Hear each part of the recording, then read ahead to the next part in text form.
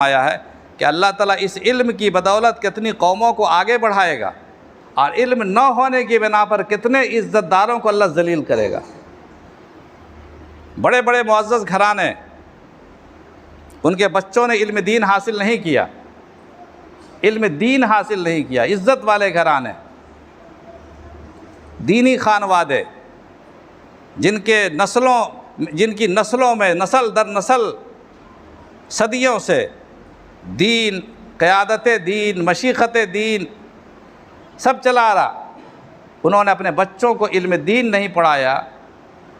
اور ایسا اکثر ہوتا ہے کہ جب انسان کوئی بڑا عالم ہو جاتا ہے، بڑے منصب پر پہنچ جاتا ہے، پیسے بہت آنے لگتے ہیں، تو اپنے بچوں کو کہاں بھیج دیتے ہیں؟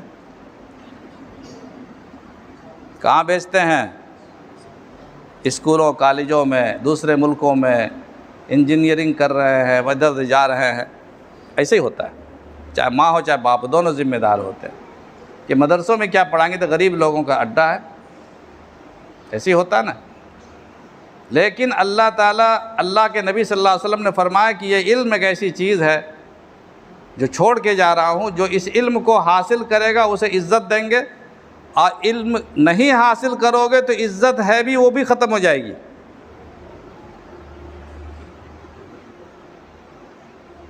اس لیے اس کی قدر کرنی ہے۔ علم دین سے بڑی کوئی دولت نہیں، علم دین سے بڑی کوئی نعمت نہیں۔ یہ سلسلہ ہے، جو لوگ اس کے لیے چن لیے گئے ہیں وہ خوش نصیب سمجھیں اپنے آپ کو، اور جو لوگ علم دین کے لیے چنے نہیں گئے ہیں، آپ افسوس کریں، یعنی یہ اپنے لیے خوشی محسوس کریں، ان کے لیے دعا کریں اللہ ان کی حفاظت کرے۔ علم دین حاصل کرنا، مدرسوں میں تعلیم حاصل کرنا، اپنے آپ کو مسلمان بنانا ہے۔ جو لوگ مدرسوں میں تعلیم حاصل نہیں کرتے ہیں وہ مسلمان بنا پائیں گے اپنے آپ کو؟ پتہ نہیں۔ انشاءاللہ تمام چیزوں کا خیال رکھیں گے، اور ایسے وقتاً فوقتاً کچھ نہ کچھ نصیحتیں کی جاتی رہیں گی۔